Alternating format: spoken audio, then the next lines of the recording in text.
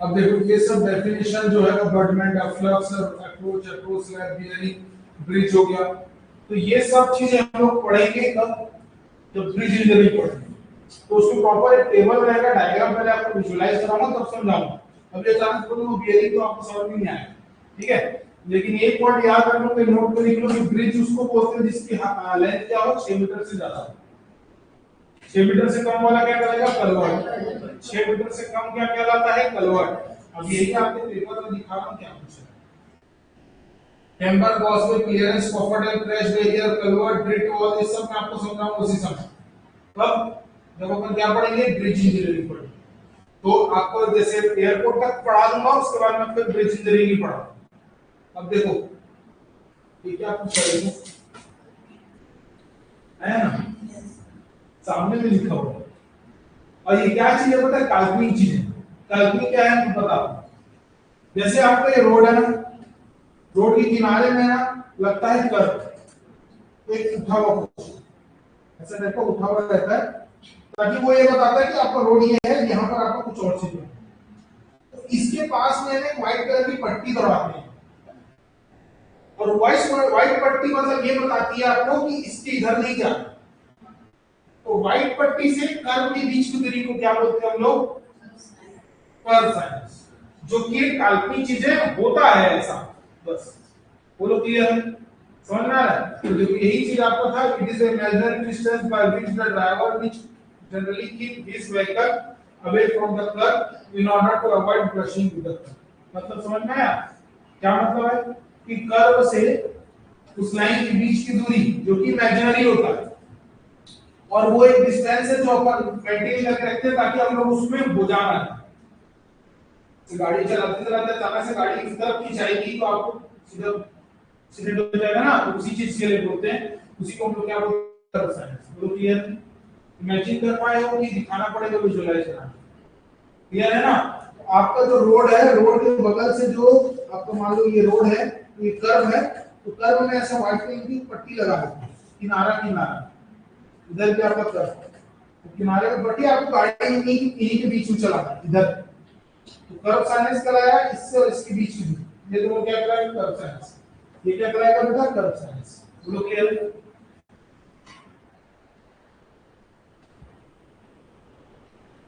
ये सब उसी में ना, इसमें ब्रिज इंजीनियरिंग, पूरा ब्रिज इंजीनियरिंग। अब आपको जो एक और पॉइंट दिखाना है वो ये है, देखो एक क्वेश्चन आया था, मेजर ब्रिज माइनर ब्रिज किसको बोलते हैं? तो देखो major bridge is a bridge having a total length up to कितना, 60 मीटर तक है, तो उसको हम लोग क्या बोलेंगे, लिखो लिखो, माइनर ब्रिज का क्या total length up to 60 metre. 60 metre के अंदर तक की का है तो उसको माइनर ब्रिज बोलेंगे। अगर 60 से ज्यादा चला जाएगा तो उसको हम लोग क्या बोलेंगे, मेजर ब्रिज।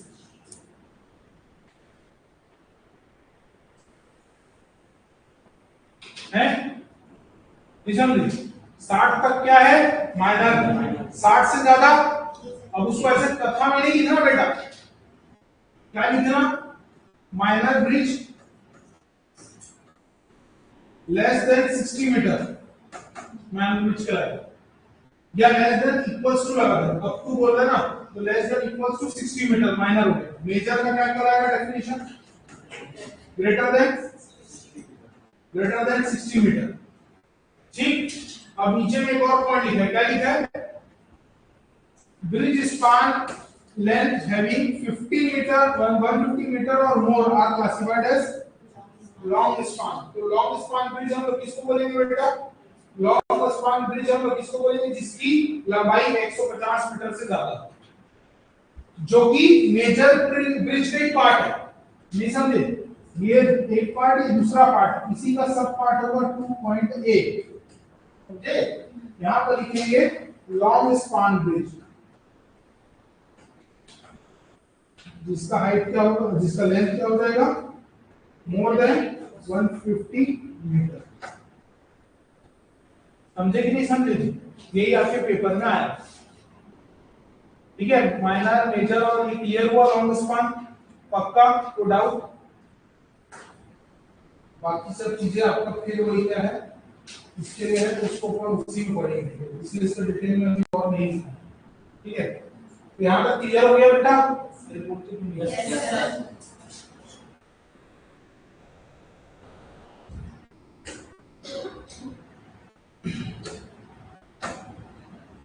बाकी आईआरसी कोड में आपको और पढ़ाऊंगा, लेकिन थोड़ा सा अब थ्योरी पे आ जाओ। एकदम आईआरसी आईआरसी पढ़ोगे तो पागल हो।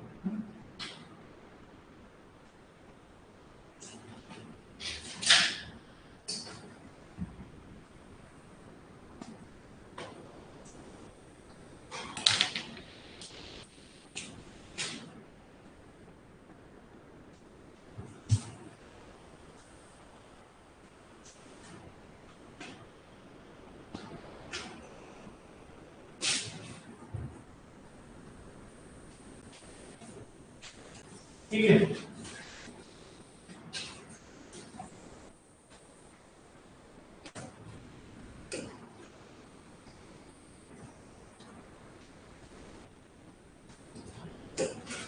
अब देखो देखो बेटा, आपका टॉपिक जो है वो क्या क्या है, ये नोट्स आपको मैं सब दे दूंगा, प्रोवाइड करा दूंगा, फिर टेंशन नहीं है। इसमें आपका है highway development maintenance and planning, जिसमें हाईवे का आप कैसे बना रहे हो, कब बना है, कब से स्टार्ट हुआ है, और उसका कैसे मेंटेनेंस होता है, उसकी प्लानिंग क्या करनी होती है अगर कोई हाईवे बनाना है।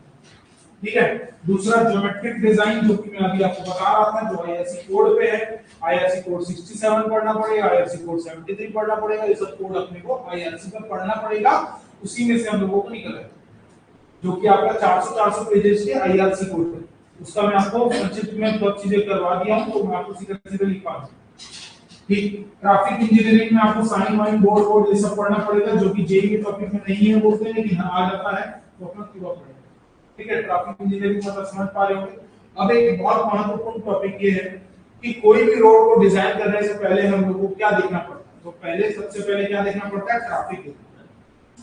अगर कहां पर कोई आदमी जा ही नहीं रहा उस रोड को, उस रोड में लागत लगाओगे, आप उसी रोड को बनाओगे ना जिसमें चाल चलन ज्यादा है। बात समझ में आ रहा है? तो इसलिए हम लोग सबसे पहले स्टडी करते हैं ट्रैफिक इंजीनियरिंग। नियम हिसाब से पहला टॉपिक ये होना चाहिए। जब तक आपको ट्रैफिक इंजीनियरिंग नहीं पढ़ोगे तब तक आप डिजाइन क्या करेंगे, पहले अपने को number of lane, number of कैसा बनना है, क्या बनना है, कितना मोटाई पे जाना है, ये सब चीज तय कब होता है, आपको भी पता चल गया। लेंथ विड्थ हाइट वेट से पता चलता है। और लेंथ विड्थ हाइट वेट किसका, व्हीकल। तो व्हीकल का पहले अपने को आना जाना का है, स्थिति क्या है वो पता करना है, उसके बाद हम उसकी डिजाइन करेंगे। तो ये टॉपिक पहले होना चाहिए, उसके बाद ज्योमेट्रिक डिजाइन होना चाहिए नियम हिसाब। ठीक, बोलो क्लियर है? यहां तक क्लियर है? तो अपन भी जब पढ़ेंगे तो इसको मेंटेनेंस प्लानिंग खत्म करेंगे, उसके बाद ट्रैफिक इंजीनियरिंग पढ़ेंगे, फिर ज्योमेट्रिक डिजाइन। समझ गया ना? फिर पेमेंट डिजाइन हो गया। पेमेंट डिजाइन आपको पता है, दो टाइप का पेमेंट होता है, एक होता है फ्लेक्सिबल और एक होता है रिजिड। फ्लेक्सिबल का मतलब क्या होता है, जो आपका बिटुमिनस वाला होता है। रिजिड मतलब पथरीला टाइप का, मतलब समझ जाओ सीधा कंक्रीट वाला। नहीं आया आ गया? जो अपना समय के हिसाब से शेप चेंज करता है, बदलता है, वो आपका मान के चलिए फ्लेक्सिबल। ठीक, और रिजिड मतलब कठोर है, जैसा है वैसे ही। रिजिड चीजें टूटता है, तो कंक्रीट रोड टूट जाता है, ये बोलो ना। और वहीं पर क्या बोल रहा हूं मैं, जो समय के हिसाब से चीजें बदलती, मतलब क्या, विटामिन का रोड धीरे धीरे आप देखते हो कि टायर का निशान दबने लगता है, ये सब हरकतें दिखती है, तो वो फ्लेक्सिबल है इसलिए हो। अच्छा, WTM रोड किसके अंदर है?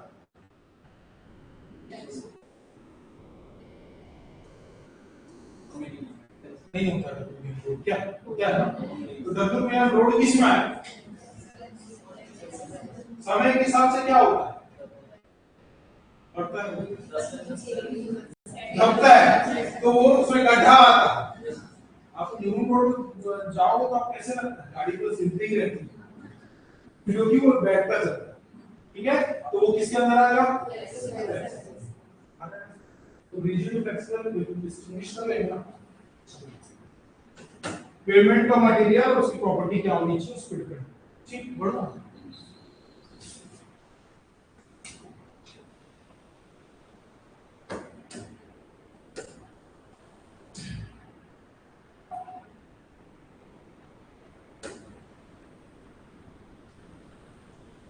चलिए highway development and maintenance planning की बात करते हैं।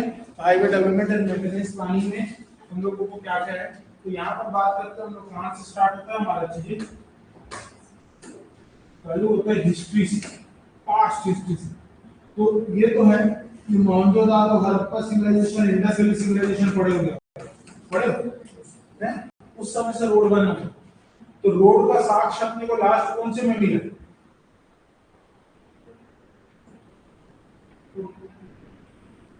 नाचती हुई एक लेडी मिली है, वो कहाँ मिली थी? मोहनजोदारो क्या क्या तो नाम है ना बहुत सारा, लाखा गेड़ी और क्या क्या दस चीज समझते हो ना। तो उसी में हम लोग को रोमन रोड होता है, रोमन कालीन सिक्के जानते हो, तो वही रोमन रोड है। उसके बाद सेगमेंट हो गया, उसके बाद मैटक्लाफ हो गया, टेलफोर्ड हो गया, मैकेडम हो गया, वाटरबोर्न मैकेडम हो गया, यूटिकनेस रोड हो गया। अब आज के डेट में नया नंबर क्या आ जाएगा? आरसीसी। अभी रिसेंटली अब देखना हर कम्युनिटी में रोड को उखाड़ के आरसीसी रोड, क्योंकि इसकी स्ट्रेंथ ज्यादा पाएगी। ये कौन डिसाइड करता है? तो ये डिसाइड करता है हाईवे रिसर्च बोर्ड। कौन डिसाइड करता है बेटा? Highway research board. Highway research board क्या करता है? ये डेली रिसर्च करता है, जैसे लैब होता है उसी टाइप का है, रिसर्च करके ये आरसीसी रोड पे आ गया। बोलो क्लियर है? समझ में आ गया? अब यहाँ पर रोमन हो गया, ये कौन सा है बेटा? ट्री सेगमेंट है, ठीक है। ये क्या है? मैटक्लाफ। ये क्या होगा? टेलफोर्ड, ठीक है। ये आपका मैकेडम है। मैकेडम मतलब कोई भी चीजों का बना, बिछा दी किसी चीज को, मैकेडम कहलाता है। वाटरबोर्न मैकेडम मतलब क्या हुआ? वाटरबोर्न मैकेडम मतलब मून वाले रोड। अब वाटरबोर्न मतलब आपने डाला मुरुम में डाला पानी उसको बिछा के उसको स्प्रेड करके दबा रहा है, तो कौन बाउंडिंग कर रहा है? वाटर बाउंडिंग कर रहा है, इसलिए वाटरबोर्न मैकेडम कहलाता है। अब हम लोग वाटरबोर्न मैकेडम को हटा दिए, अब हम लोग यूज करते हैं क्या बेटा? WMM। नाम होता है इसका वाटर, इसका मतलब होता है मिक्स, और इसका मतलब होता है मैकेडम, वाटर मिक्स मैकेडम। अब क्या मतलब होता है वाटर मिक्स मैकेडम में? उसमें यूज होता था मुरुम, इसमें यूज होता है क्या? तो इसमें यूज होता है आपका एग्रीगेट्स।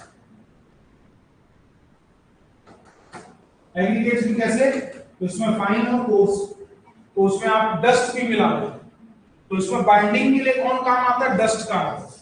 डस्ट को पानी के साथ मिला के यूज करते हैं, जो कि अच्छा सा सीमेंटिलियस मटेरियल टाइप का बनाता है, जो कि आपके लिए बॉन्डिंग तगड़ा करता है। आप जो भी रोड में देखोगे ना, अब पहले इसको मुरबी रोड बोलते थे ना, तो लाल लाल दिखता था, अब पूरा रोड ग्रे ग्रे दिखता है। तो आप कहीं बिछाएगा ना तो ग्रे कलर का बिछ रहा है, मतलब समझ जाना क्या है, इसके अंदर पथरा होगा। पथरा भी कैसा? तो आपका क्या बोल से एमएम की साइज की गिट्टी हो, जैसे आपका 40 एमएम होगा, 20 एमएम होगा, 10 एमएम होगा, 4.75 होगा, ठीक है। इसके साथ हम लोग क्या करते हैं बेटा? डस्ट डालते हैं। समझ आ रहा है? इनको सबको मिला के पानी के साथ मिला के बनाया जाता है। तो WMM क्या है? तो इसको तो हम लोग WBM को सीधा खलान से उठा के ले जाते थे, जो कि बोलते थे मुरुम का खलान। यहाँ पर हम लोग इसको प्लांट से उठा के लाते हैं। कहां से उठा के लाते हैं? प्लांट से। प्लांट मतलब कौन सा प्लांट? बैचिंग प्लांट, ठीक है ना। तो ये बैचिंग प्लांट, मतलब इसको पहले प्री मिक्स किया जाता है, उसको बनाया जाता है, फिर बिछाया जाता है। अरे बोलो क्लियर है? तो ये मॉडर्नाइज्ड हो गया, ये पुराने जमाने का। तो ये भी कौन पैक किया होगा? HRD पैक किया है ना। तो किनका स्ट्रेंथ ज्यादा है? तो क्लियर हो गया, जिसमें इसके साथ डस्ट मिला के इसको प्रॉपर्टी को बढ़ाता है, चिपकता है अच्छा, ठीक। क्लियर है? ठीक है। तो यहाँ पर रिसेंटली वाटरबोर्न मैकेडम हो गया, ये हो गया। तो इसको थोड़ा सा ट्रिक बनाए थे हम लोग, तो देख लो क्या लिखा है। रोहन से आ जाएगा रोमन रोड, पेले से क्या आ जाएगा? ट्रेसेगमेंट, मेरे से क्या आ जाएगा? मैटक्लाफ, टेलीफोन से आ जाएगा टेलफोर्ड, वाटर से आ जाएगा पानी मतलब वाटरबोर्न मैकेडम, और ये बिट्टू से याद रखना क्या है बेटा? विटामिन्स। अब इसके बाद क्या आ जाएगा बेटा? आरसीसी, ठीक है ना। तो रोहन तेरे मेरे टेलीफोन में पानी डाल दिया, ठीक है। तो ये याद करने के लिए ऐसे ही है, बाकी आपको ट्रिक याद करने की जरूरत नहीं, क्योंकि इसको जमाने पूछेगा तो सीक्वेंस में जमाना है। तो रोमन कालीन से आज तक का प्रेजेंट का सिनेरियो है, ये पॉइंट को याद रखना, रोमन ट्रांसेंडेंट मैक्ला टेल्को मैकेडम वाटरमैन मैकेडम और ठीक।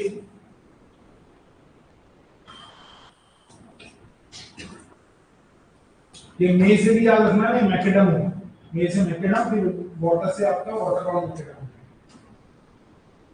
ठीक याद रहेगा। तो ये सीक्वेंस को बिल्कुल जमाने को पूछना है तो उसको याद रखना बेटा, आगे पीछे जो जमाने के लिए आजकल सीक्वेंस वाला क्वेश्चन बहुत आता है, ट्रेंड पे है, तो उसको थोड़ा सा बिल्कुल हाईलाइट करके रखना। आगे बढ़ेंगे, आगे क्या हो जाता है देखो, अब एक कमेटी फॉर्म करेंगे। जब हम लोग यहाँ पर बना रहे थे, रोड रोड पहले से बनते आए, तब तक तो बहुत सारे राजा महाराजाओं के पास पैसा रहता, तो उस समय हम लोग का देश आजाद नहीं हुआ था, तो हम लोग क्या गुलाम थे, तो हमने लोगों को मार पीट के लिए क्या बनाते थे, रोड बनाते थे। बाहुबली नहीं देखे, मारते ना लोग, तो मार मुरी के रोड बनाते थे। अब देखो यहाँ पे क्या हुआ है, जयकार कमेटी फॉर्म हुई 1927। इन्होंने बोला कि रोड बनाने के अपने पास फंड कैसे होगा, तो जो रईस जाते होते थे ना, उन्हीं लोग से पैसा लेते थे, गरीब लोग से नहीं लेते थे। तो रईस कौन, जो रोड का यूज करेंगे, तो रोड का यूज करने के लिए अपने पास, उनके पास गाड़ी है कि नहीं, रोड का यूज करेंगे, बोल रहे समझ में आ रहा है। तो जयकार कमेटी ने फॉर्म किया और उसने बोला कि जो पेट्रोल लेने के सक्षम हो उन्हीं पर अपन टैक्स बढ़ा देते हैं, तो उनसे जो पैसा आएगा उसका रोड बनेगा। तो ये पॉइंट तय की गई जयकार कमेटी।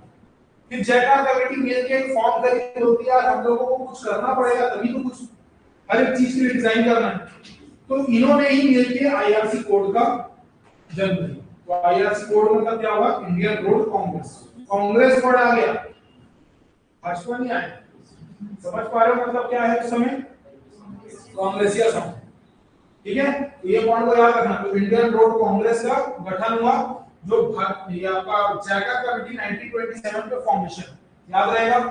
यहाँ पर लिखा है road development is a matter of material development as per this committee to increase the, क्या लिखा है, tax on the petrol for the road development, बोलो क्लियर। अब आ जाते हैं नेक्स्ट, क्या लिखा है बेटा, आईआरसी। आईआरसी का गठन कब हुआ, 1934, बहुत इंपॉर्टेंट, इंडियन रोड कांग्रेस। अभी तक आप कौन सा आईआरसी कोड पढ़ेगा, एक ही तो पढ़े हो, तीन ही तो पढ़े हो क्या, पांचवा तो बस एक लाइन देखे हो, बाकी भी पढ़ेगा हो, और नॉर्थ पढ़ेगा, नॉर्थ तो अलग कोड है, ठीक है, क्लियर है। तो यहाँ पर आपका आईआरसी 1934 पे आईआरसी का गठन हुआ, मेन जयकार कमेटी 1927, ईयर याद रखना, मैं पूछूंगा भी पहले की पूछ दूंगा बेटा, भी है ना, ध्यान से याद रखना। तो बता दो कितने बाय कितने का था वो प्लेट, अभी अभी रिवीजन अभी पढ़ाया हूं, वो प्लेट कितने बाय कितने का था, प्रधानमंत्री ग्राम सड़क योजना, 700 तो कहां मेंटेन प्रेजेंट है, तो कहां है, कौन से कलर का था ये तो बता,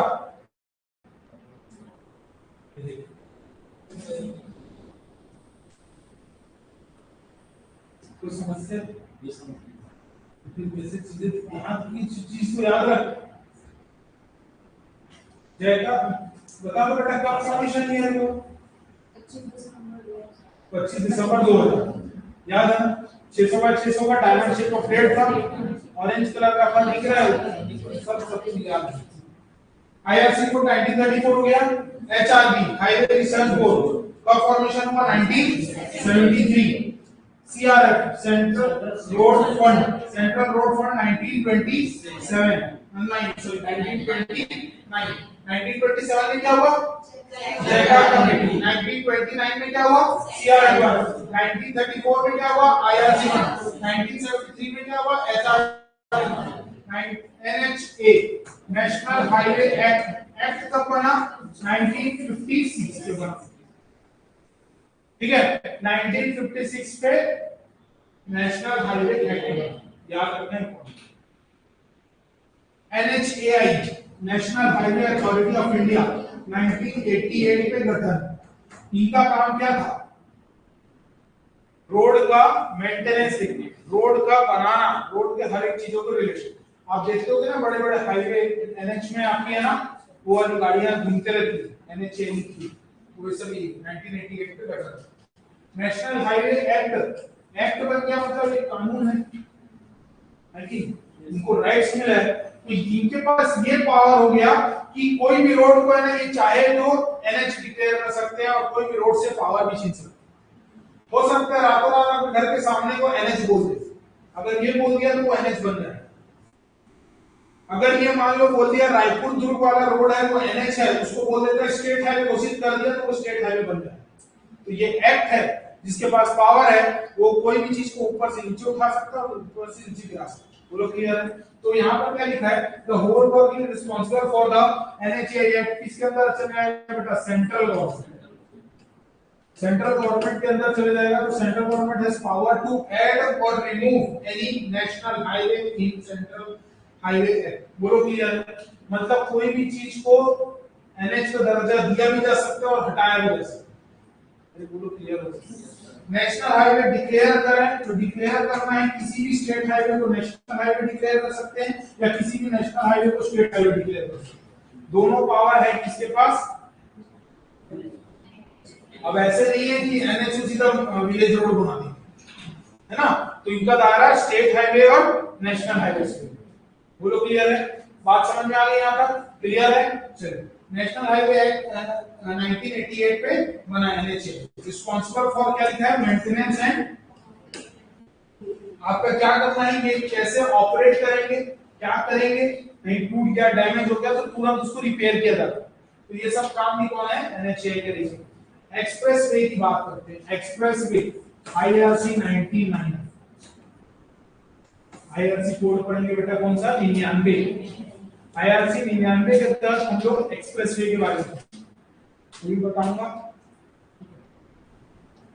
अब एक्सप्रेसवे कौन बनाता है, तो ये स्टेट गवर्नमेंट बनाता है। जैसे आप बोलोगे यूपी में ना लो, यूपी में कौन सा है, यूपी में भी तो दो को जोड़ रहे हैं क्या, यूपी में एक्सप्रेसवे है कि नहीं? मुंबई पुणे एक्सप्रेसवे कहां पे, मुंबई में बना है, यूपी में भी है, आगरा से लेकर कहां तक जाता है, दिल्ली तो दूसरा चलेगी ना, है मैं बताऊंगा अभी आपको, मैं दिखा दूंगा। तो स्टेट गवर्नमेंट है जो कि ये आपका तय करता है, आपका क्या, स्टेट गवर्नमेंट ही रिस्पांसिबल होता है फॉर एक्सप्रेस। जैसे छत्तीसगढ़ गवर्नमेंट अभी आपका क्या, राजनांदगांव दुर्ग रायपुर एक्सप्रेसवे बनाने जा रहे हैं, है ना? तो ये एक्सप्रेसवे बनेगा। आप अभी देख रहे होंगे वाइजैक के लिए एक्सप्रेसवे बन रहा है, वाइजैक जाने के लिए। तो ये सब एक्सप्रेसवे कौन बनाता है, तो स्टेट गवर्नमेंट का काम है, सेंट्रल गवर्नमेंट इसमें हस्तक्षेप नहीं करता। ठीक है, सेंट्रल गवर्नमेंट फंड देती है, बनाता है स्टेट गवर्नमेंट। बोलो क्लियर? यहां तक क्लियर हो गया? एक्सप्रेसवे भी क्लियर हो गया बेटा? अब आप देखते हैं अगला पॉइंट, देखिएगा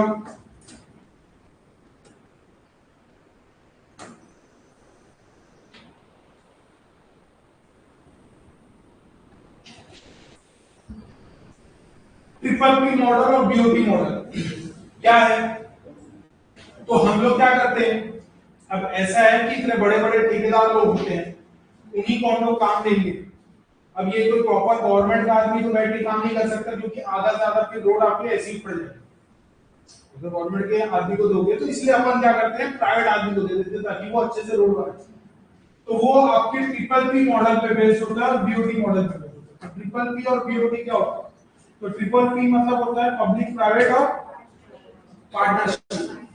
ठीक है, पब्लिक का, पब्लिक मतलब हो गया सेंट्रल मतलब गवर्नमेंट, और प्राइवेट मतलब क्या होगा, जो आपके आम आदमी, उनके बीच में एक पार्टनरशिप होता है जिसको एमओयू साइन करना बोलते हैं, है ना? मेमोरेंडम को साइन करते हैं, मेमोरेंडम ऑफ अंडरस्टैंडिंग वाला उनके बीच में एक होता है। ये होता है ट्रिपल पी मॉडल पे बेस्ड, कोई भी रोड को बनाना है। और एक होता है कौन सा, BOT model, build operate and transfer. क्या हुआ, बिल्ड ऑपरेट एंड ट्रांसफर, क्या मतलब, जैसे मान लो फॉर एग्जांपल अशोक लेलैंड जानते हो, क्या होता है, ये एक ऐसी कंपनी है जो बड़े बड़े गाड़ियां बनाती है, और साथ साथ यही कंपनी है अशोका बिल्डर नाम से सुनो, यही कंपनी है जो बड़े बड़े एनएच बनाती है। तो ये करती क्या है, ये खुद लागत लगाती है और रोड बना देती है, उसके बाद रोड में लगा देती है टोल प्लाजा, और टोल प्लाजा से आपसे पैसा लेती है। जब उसका प्रॉफिट के साथ उसका सब चीज जितना लगाया हुआ इन्वेस्टमेंट निकल जाता है तब उस टोल प्लाजा को हटा दिया जाता है, नहीं हटा। फिर वो टोल प्लाजा हट जाता है, तो उसके हिसाब से समझ में आ गया कि टोल कब कब लगता है। तो टोल लगना मतलब क्या हुआ कि उसने कंपनी ने अपना पैसा लगा कर रोड बनाया, अब उसी रोड से वो करे तो क्या किया, बिल्ड किए, फिर ऑपरेट करे, फिर उसी को क्या कर रहे हैं, ट्रांसफर कर रहे हैं। तो ट्रांसफर किसको कर देते हैं, जब उनका मूल्य और प्रॉफिट निकल जाए तब उसको ट्रांसफर कर देते हैं टू द स्टेट गवर्नमेंट। ये गवर्नमेंट को सीधा ट्रांसफर कर देते हैं। बोलो बात क्लियर है। तो बीओटी मॉडल पे बेस्ड होता है और ट्रिपल सी मॉडल पे बेस्ड होता है। ये पॉइंट क्लियर हुआ पक्का। नेक्स्ट, पूरे इंडिया में यही दो मॉडल पे काम कर रहे हैं, रोड बन रहा है, मैक्सिमम बीओटी पे कर रहे हैं, इससे जगह जगह टोल प्लाजा है। तो टोल प्लाजा गवर्नमेंट नहीं लेती, टोल प्लाजा प्राइवेट आदमी लेते हैं, ठीक है ना। वो जब लागत लगा जाता है तो करवा रहे बोलो क्लियर, क्यों बात कर रहे हैं, ठीक। अब आ जाते हैं next, north south east west corridor. मतलब क्या, पूरा पश्चिम उत्तर दक्षिण को जो जोड़ने वाली सड़क होंगी उसको north south east west corridor बोलते हैं। मतलब श्रीनगर से कहां तक, कन्याकुमारी तक, और असम सिलचर से लेकर गुजरात पोरबंदर को जोड़ रहे हैं वाया झांसी, इसको हम लोग क्या बोलेंगे, north south east west corridor. इसकी टोटल कुल लंबाई जो होगी वो 7300 किलोमीटर होगी। अब तो बढ़ गया होगा, लेकिन जो बुक में खन्ना इंडस्ट्री में लिखा है वो पत्थर की लकीर है, जो लिखा है वो भी 7300 किलोमीटर। तो north south east west corridor समझ में आया। श्रीनगर से कहां जा रहा है अपने को, कन्याकुमारी जाना है, और आसाम सिलचर से लेकर गुजरात के पोरबंदर तक जाना है। तो उत्तर दक्षिण पूर्व पश्चिम को जोड़ता है, कुल लंबाई 7300 किलोमीटर है, इसको बोलेंगे north south east west corridor के नाम से जाना जाएगा। बोलो क्लियर है, आगे बढ़े। नेक्स्ट आ जाता है गोल्डन क्वाड्रिलेटरल। यही क्वेश्चन आपके सीजीपीएससी के अभी 2026 के प्री में आया है। बोलो आया, नहीं दिया, नहीं दिया, ठीक है, नहीं दिया, अच्छी बात। क्योंकि गोल्डन क्वाड्रिलेटरल समझ में आ रहा है। चार बड़ी मेट्रो सिटी अपन यही जानते हैं, एक दिल्ली है, एक मुंबई, एक चेन्नई, ठीक है। तो चार बड़ी मेट्रो सिटी को जोड़ रहा है वो है गोल्डन क्वाड्रिलेटरल, जिसको अपन स्वर्ण द्वीप बोलते हैं, चतुर्भुज या द्वीप, समझ जाना है। तो गोल्डन क्वाड्रिलेटरल जो अभी आपके रिसेंटली सीजीपीएससी में प्री में आया हुआ क्वेश्चन, अभी जो फरवरी में हुआ था, तो उसमें आपका दिल्ली, मुंबई, चेन्नई और कलकत्ता ये तो दिख रहा है इंडिया के मैप के हिसाब से। तो बोलता है क्या क्या एनएच को जोड़ता है, तो एनएच 2 के आगे 4 याद रखना, 5 के आगे 8 याद रखना। कैसे याद रखोगे, कैसे याद रखोगे, देखो ना, यहाँ आपका क्या हो गया दिल्ली, इधर क्या चलेंगे मुंबई, इधर नीचे में कौन आ गया चेन्नई, और इस तरफ कौन आ गया कलकत्ता। तो दिल्ली से कलकत्ता को जोड़ेगा वो एनएच क्या हो जाएगा 2। तो इससे 10 मुंबई से चेन्नई को जोड़ने वाला एनएच का रहेगा 4। चेन्नई से कलकत्ता को जोड़ने के लिए एनएच लग जाएगा 5। तो इनको दोनों को जोड़ने के लिए एनएच लग जाएगा 8। ठीक है, 2 4 5 8 याद रखना, याद रहेगा क्या, 2 4 5 8। अब इसका टोटल कुल लंबाई की बात करेंगे तो इसका टोटल कुल लंबाई 5800 किलोमीटर, जो कितना है, तो ये 4 मीटर को छूती है। इसकी कुल लंबाई पूछी थी अभी एग्जाम इसी है ना, प्री, तो 5800 किलोमीटर। मोटा मोटी याद रखना, बाकी और को डिजिट में होगा प्रॉपर, अपन को ये याद रखना 7300 इसका है, north south east west corridor हो गया। 5800 किसके लिए, ठीक है। बताना मेरे को काम नहीं बेटा, रोड का मोटा चौड़ाई कितना होना चाहिए, 5। मेरे को बताना बेटा रोड की हाइट कितनी होनी चाहिए, 4.75 मीटर से ज्यादा नहीं होना चाहिए। रोड की लंबाई कैसे कैसे होती है, सिंगल की बात करेंगे, ट्रक है तो 11, बस है तो 12, और एक चलने वाला है तो 16, और ट्रक ट्रेलर है तो याद रहेगा ना बेटा। वेट की बात करेंगे तो 10.2 टन से, इसके लिए सिंगल, इसे तो 54 तक है, लेकिन इससे ज्यादा नहीं होना चाहिए फॉर सिंगल यूनिट, ठीक है।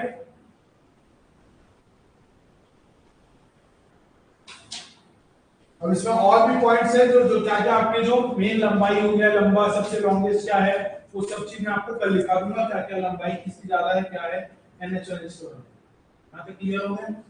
पक्का? चलिए, अब रोड को क्लासिफाई किया गया दो पार्ट में। एक को बोलेंगे कौन सा, रूरल, जिसको बोलेंगे ग्रामीण वाला, और एक क्या जाएगा अर्बन, जिसको बोलेंगे शहरी वाला। ठीक, अब इसके लिए भी हम लोग के पास आईआरसी कोड है, for geometric design for rural road, geometric design for urban road. ठीक सर, इसके लिए और पढ़ना है, वो कोड में अपन थोड़ा रुक के बताऊंगा, ऐसे थोड़ा एक साथ नहीं बताऊंगा, तो छोड़ोगे इस सब्जेक्ट में। क्योंकि देखो कुछ भी आ सकता है, कुछ भी पढ़ देंगे, जो तो दिख रहा है सब पढ़ देंगे। चलिए, अब आ जाते हैं लोग कौन सा, तो रूरल में आपको भी पता है, गांव के पास से एनएच जाता है, स्टेट हाईवे जाता है, मेजर डिस्ट्रिक्ट रोड, एनडीआर मतलब मेजर डिस्ट्रिक्ट रोड, ओडीआर मतलब अदर डिस्ट्रिक्ट रोड, और बीआर मतलब रूरल। तो ये चीज की डेफिनेशन से याद रखना कि अपन एनएच को एनएच क्यों बोल रहे हैं, एसएच को एसएच क्यों बोल रहे हैं, तो उस चीज की डेफिनेशन है, वो मैं आपको लिखाऊंगा। ठीक है, उसके बाद आते हैं अर्बन रोड में, आते हैं स्ट्रीट, लोकल स्ट्रीट, जैसे आपको चौक चौराहा है मुंबई, वो लोकल स्ट्रीट कहलाया। एक्सप्रेसवे आपको मैं बताया था कहां पर है, दो सिटियों को मिला के बनाया जाता है, जैसे मुंबई से पुणे को जोड़ रहे हैं। ठीक है, तो ये एक्सप्रेसवे आ जाएगा। आर्टिफिशियल रोड, सब आर्टिफिशियल रोड होता है, ये सीधा आपका किनारा वाला, जो आपको छोटी मोटी गली गली से जाना है ना, जहां कलेक्ट्रेट होता है, कलेक्टर रोड बोलते हैं उसको, तो वो सब चीजें अपन अर्बन में करते हैं। क्लियर है? तो ये सब के बारे में इसको लिखना है। इसी में लिख लो बेटा, चौथा नंबर में लिखना सब आर्टिफिशियल, और पांचवें में लिखना है बेटा कलेक्ट्रेट।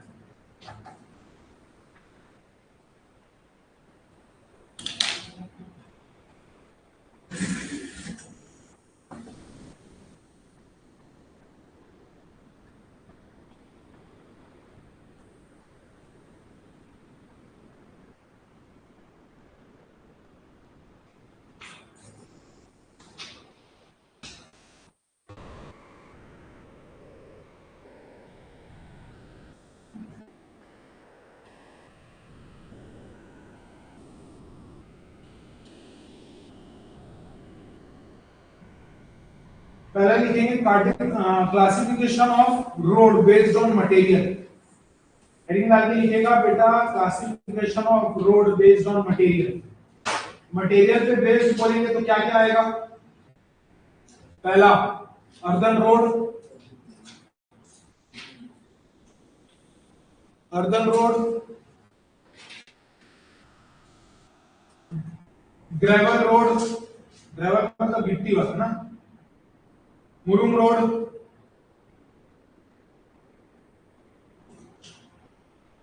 डब्ल्यूबीएम रोड। अच्छा, डब्ल्यूबीएम रोड को मुरुम रोड बोलते हैं, दोनों सेम है क्या? अगर पानी डाल के बिछा के स्प्रेड करके कॉम्पैक्ट कर रहे हो, सब चीज कर रहे हो, तब उसको डब्ल्यूबीएम बोलोगे। सिर्फ बिछा देने से मुरुम रोड गया, ठीक है, उसको स्प्रेड करके पानी डाल के कॉम्पैक्ट करने को डब्ल्यूबीएम बोलते हैं। तो डब्ल्यूबीएम रोड अलग होता है। ठीक, W M N road,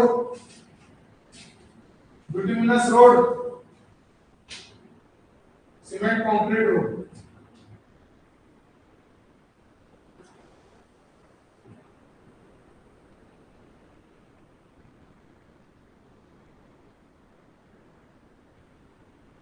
next, classification of road लिखा है ना यहाँ पर, हाँ, बेस्ड ऑन लिखना, based on location and function.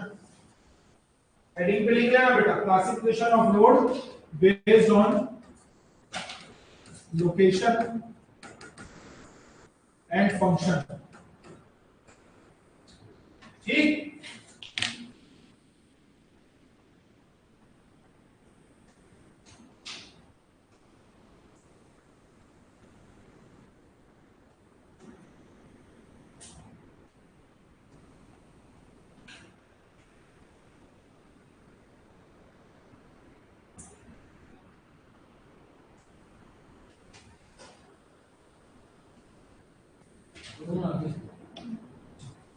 अब ये जो चीजें NH, SH, NDR, ODR, DR, इसको रूरल मतलब जो रूरल रोड के नाम से बोल रहे हैं, इसमें क्या है देखो, पहला पॉइंट लिखेंगे एनएच के बारे में, नेशनल हाईवे। हेडिंग डालिएगा, लिखिएगा national highway.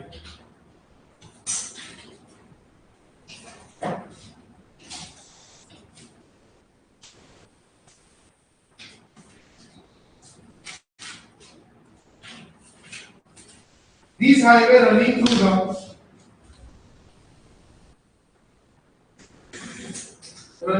the length and width of the country.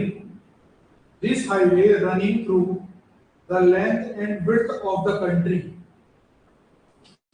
Country की लंबाई और कंट्री की चौड़ाई के हिसाब से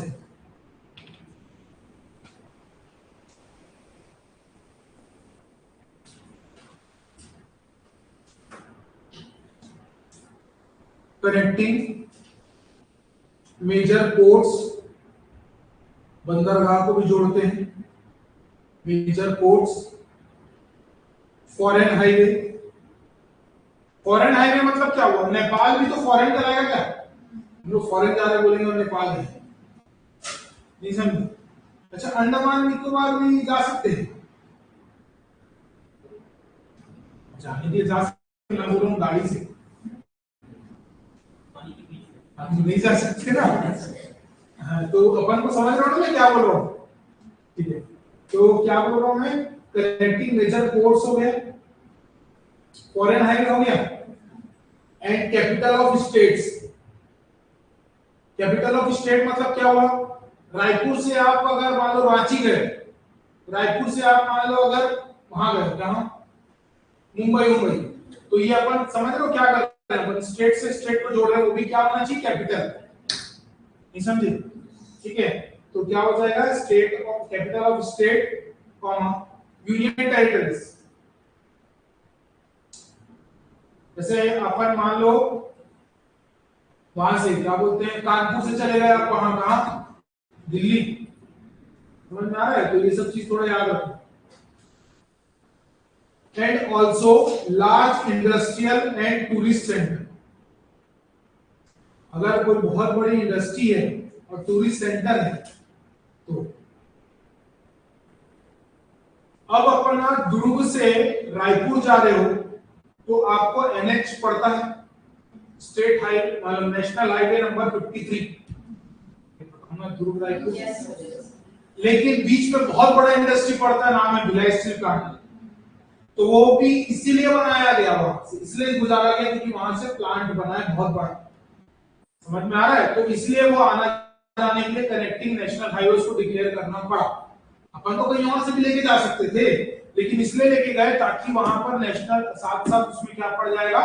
बड़ा इंडस्ट्री भी पड़ रहा है, इसलिए। तो ये सब आपको मेजर चीजें याद रखना। इंडस्ट्री होना चाहिए, टूरिस्ट सेंटर होना चाहिए, ठीक है, टूरिस्ट सेंटर भी होना चाहिए कुछ अच्छा, ठीक है। तो ये सब चीज को थोड़ा सा याद रखना, ठीक है बेटा। नेक्स्ट हेडिंग डालेंगे, next state highway. State highway,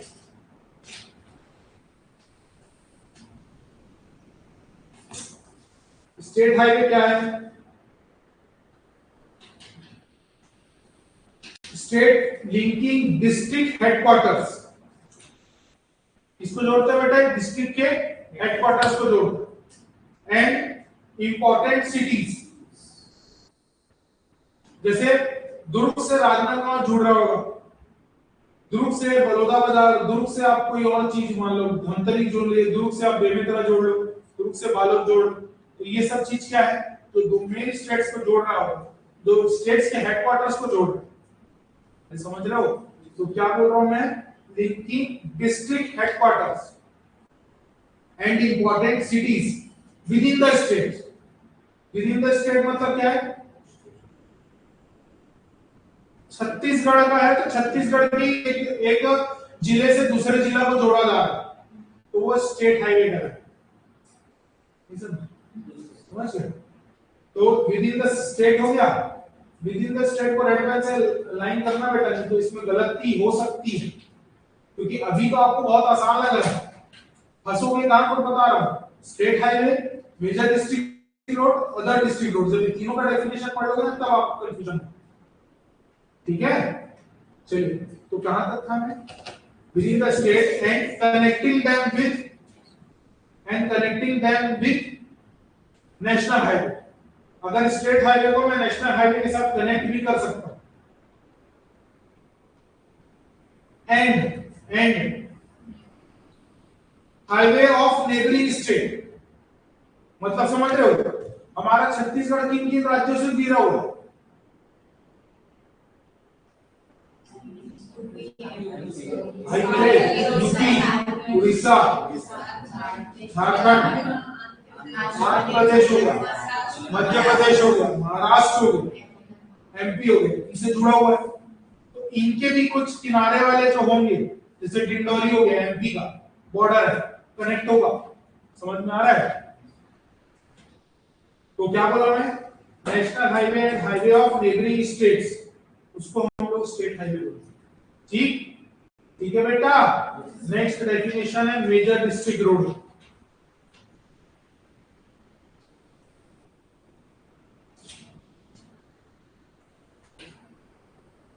आज मैं इसका नोट्स भी अपलोड कर दूंगा ना, जिसके पास नहीं हो कर लेते।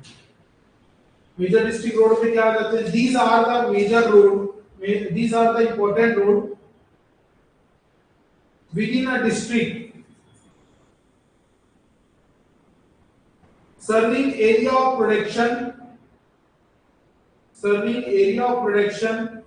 and markets and connecting them with each other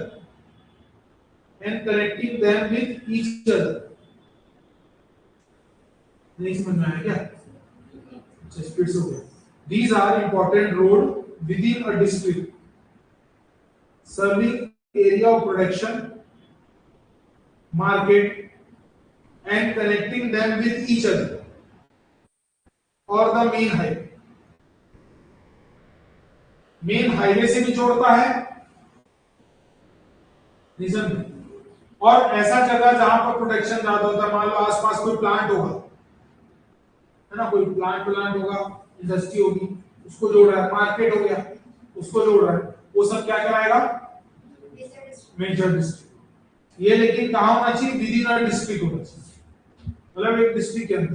जैसे दुर्ग डिस्ट्रिक्ट है, दुर्ग डिस्ट्रिक्ट के अंदर आप कहीं भी घूम रहे हो, वो सब आपका क्या कहलाएगा, major district. Next, other district road.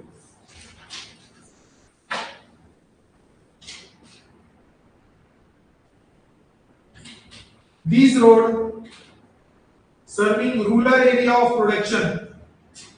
These road serving rural area of production. Rural area production मतलब ग्रामीण क्षेत्र में कहीं कोई खेत लगाया या राइस मिल है ना, वहां से कुछ चीज बन रहा है तो वहां पर जा रहा है, आने जाने का रोड रहना चाहिए। And providing them with outlets to market center block development headquarters and other main road. Providing them with outlets to market center, block development headquarters और other main road। क्या मतलब बेटा, जो ब्लॉक मतलब समझ रहे हो, ब्लॉक मतलब विकास खंड जो होता है, विकास खंड के हेडक्वार्टर्स को भी अगर मेन रोड से जोड़ रहा हो, समझ में आ रहा है, या दो मार्केट के रेस्पेक्ट में जोड़ रहा है, तो उसको हम लोग क्या बोलेंगे, ओडीआर। ठीक, नेक्स्ट आ जाता है village road.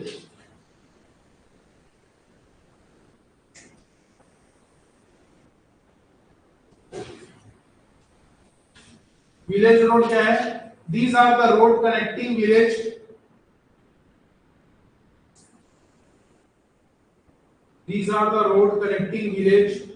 and group of villages.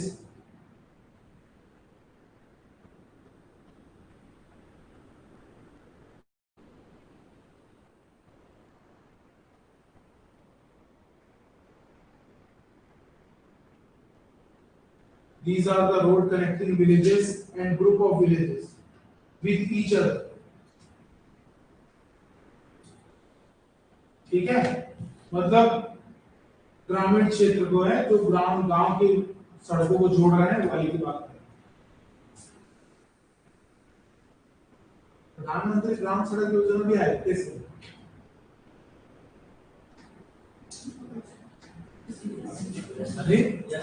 Interconnecting क्या हुआ बेटा, विलेजेस को जोड़ेगा ना, तो प्रधानमंत्री ग्राम सड़क योजना भी इसी के अंदर है, नहीं आएगा, आएगा ना। नेक्स्ट देखिए classification based on load carrying capacity. Classification based on load carry capacity. तो कुछ भी पूछ देता है, इसकी सब चीज पढ़ना इंपॉर्टेंट है, ठीक है। Classification based on load carry capacity. इसमें आता है class A, class B, class C, class D. Class A road बोल देगा, क्लास बी रोड बोल देगा, सी रोड बोल देगा, डी रोड बोल देगा, क्या है ये तो पता चले। तो बेस्ड ऑन क्या बोला मैं, लोड कैरी कैपेसिटी। अब क्लास ए क्या बोलोगे, हैवी लोड। हैवी लोड मतलब वही टेंडम एक्सेल और सिंगल एक्सेल बड़े बड़े चल रहे होंगे, ठीक है। तो पहला लिखेंगे, इस पे लिखना, लिखो बेटा heavy load, heavy load, heavy loaded vehicles, heavy loaded vehicles. दूसरा class B, medium loaded vehicle. Class C, light loaded vehicle. Class D, class D में लिखेगा बहुत इंपॉर्टेंट, पेडेस्ट्रियन और नॉन नॉन वेहिकुलर।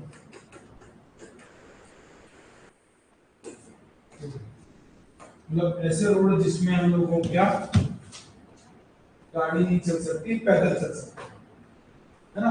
तो पैदल चलने वाले रोड को क्लास डी रोड बोलेंगे, समझ रहे हो, समझ रहे हो कि नहीं। क्लास ए किसको बोलेंगे, हैवी लोड वाला, जो आपका एनएच एनएच चले, है ना। ऐसा रोड जहां पे पैदल चलना है वो आपको कौन सा कहलाएगा, क्लास डी। जैसे गांव को गलियां देखो, उस गली में गाड़ी तो नहीं घुस पाएगी ना, उधर पैदल जाना है, तो क्लास डी कहलाएगा, ठीक।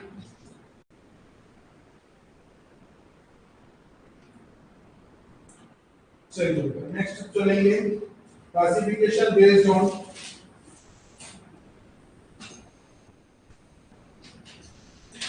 ऑन ट्रैफिक वॉल्यूम,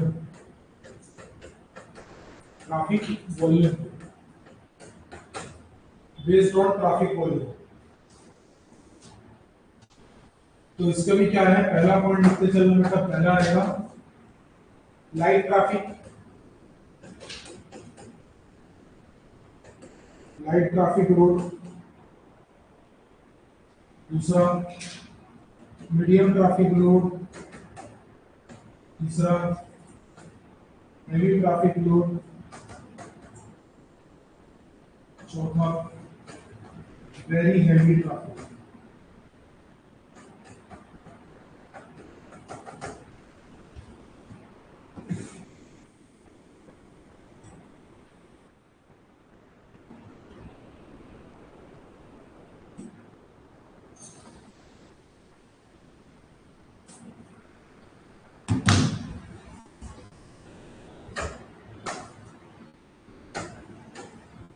देखो लाइट में वही लिखना जिसमें लेस देन 400 व्हीकल्स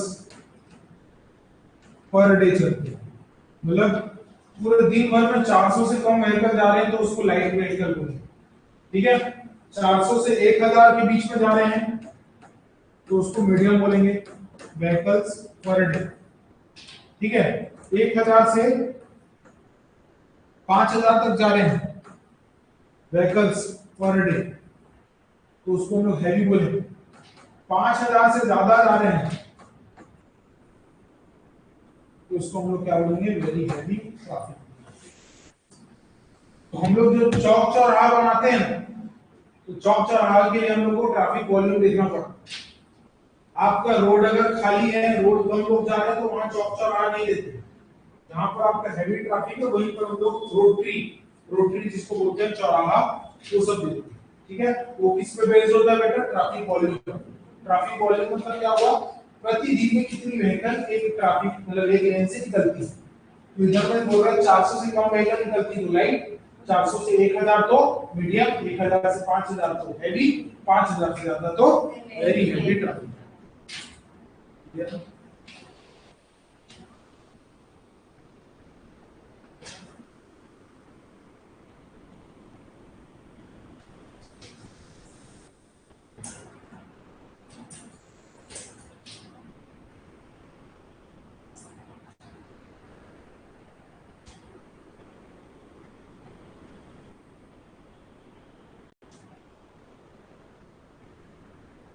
नेक्स्ट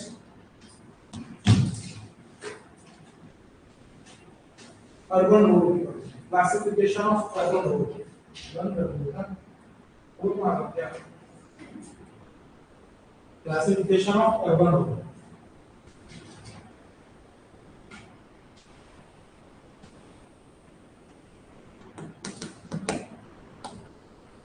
ठीक है, बस इसको जल्दी से लिख लो फिर खत्म हो जाएगा। अर्बन रोड में लिखिएगा। एक्सप्रेस पे आएगा कि नहीं आएगा?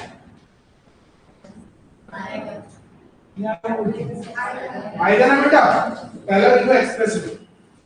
क्लासिफिकेशन ऑफ अर्बन रोड लिखिए, पहला लिखना बेटा express way.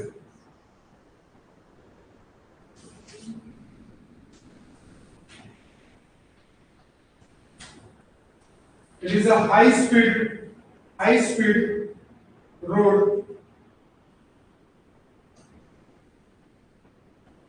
which connecting two major headquarters, two or more major headquarters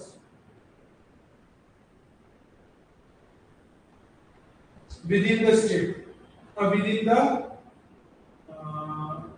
क्या बोलना चाहिए, हाँ within the state, within the state।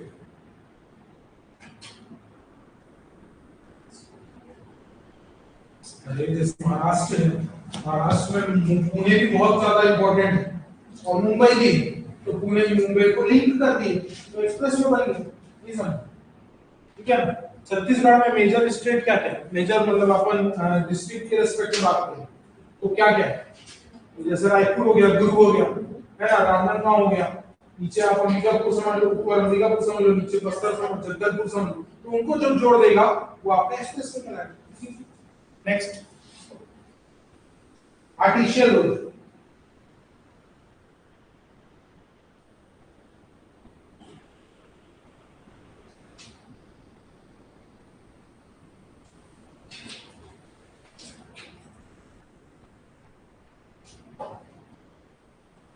देखेंगे रोड और street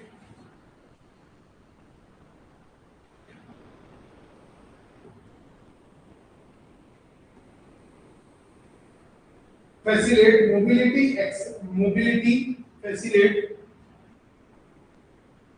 mobility access across the city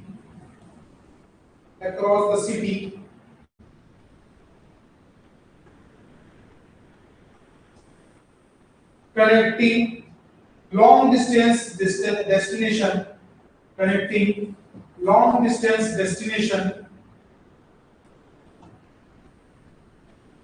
within or outside the city, long distance destination within or outside the city।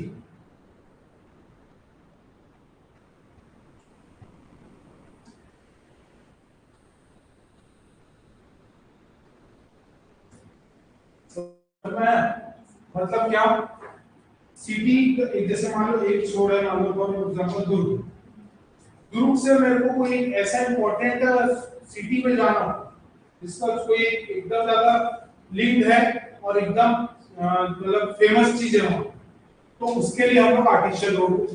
ठीक, next लिखिएगा सब artificial.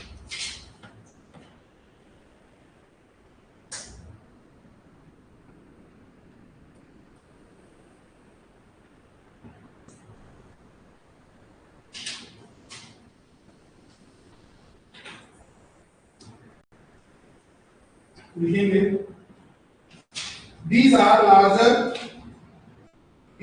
larger collector street, these are larger collector street meant for movement through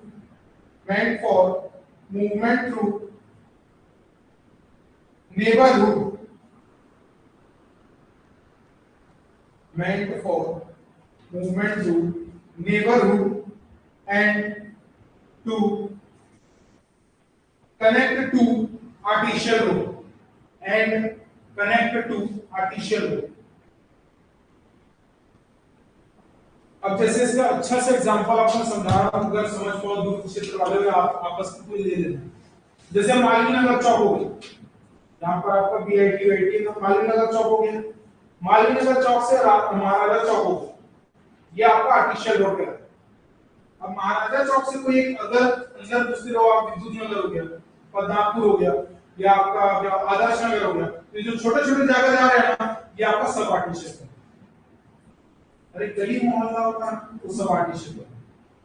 major जो होगा बड़ा famous जगह वो आपका आर्टिशियल है। नहीं समझ?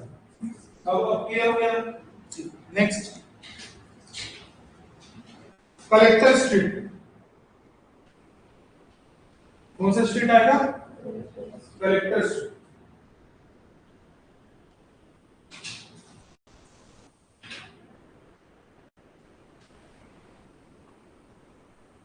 A street for collecting and distributing traffic. A street for collecting and distributing traffic from and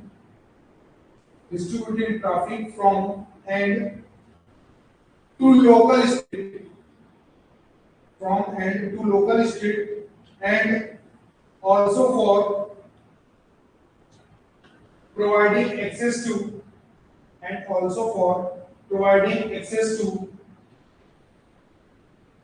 artificial and subartificial road,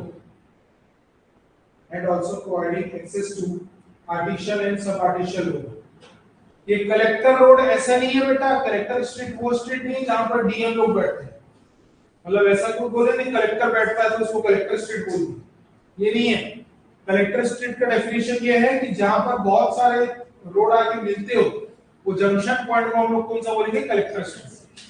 ये समझ है ना? ऐसी जगह जहां से मैं डायरेक्ट आर्टिशियल में जा सकता हूं, डायरेक्ट सब आर्टिशियल में जा सकता हूं, उसको मैं कलेक्टर स्ट्रीट बोलूंगा।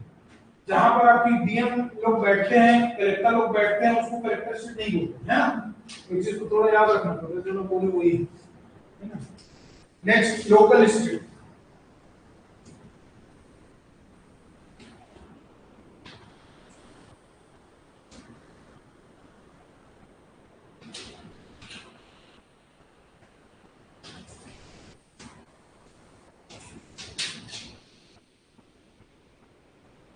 A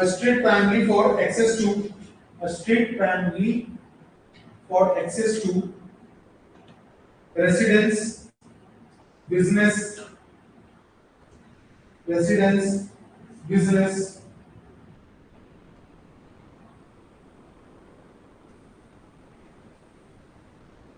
and local activities.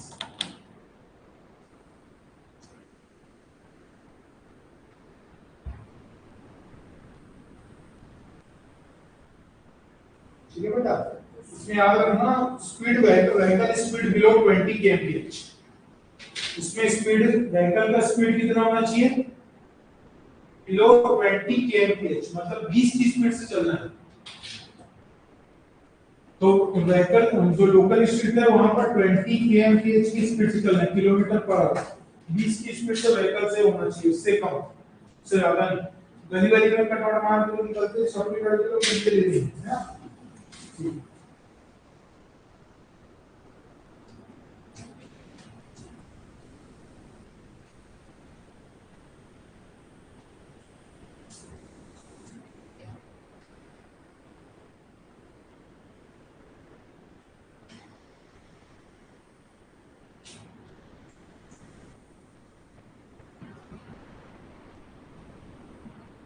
IRC 86 है अर्बन रोड के,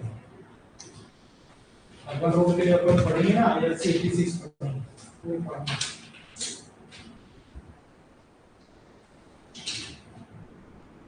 ठीक है, यहाँ तक क्लियर? समझ में आया आज की क्लास को? एक बार अच्छे से पढ़ लेना, समझ लेना, और कुछ डाउट होगा तो फिर कल की क्लास में पूछ लेना। ठीक है, ईमानदारी से जो चीज में पढ़ाया हूं उसको जैसा टाइम टेबल बोला हूं बिल्कुल ऐसे ही चलना। ठीक है,